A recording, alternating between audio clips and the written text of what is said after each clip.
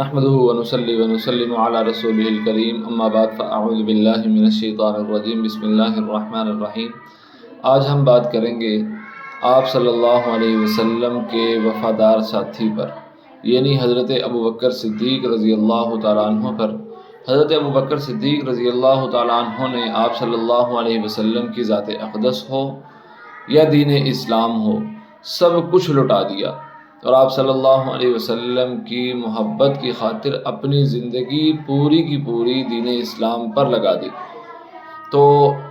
یہ مہینہ چل رہا ہے جمادی الثانی، اس مہینے میں ہمیں آپ صلی اللہ علیہ وسلم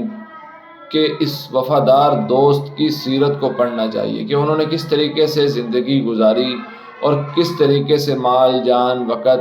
ہر چیز آپ صلی اللہ علیہ وسلم پر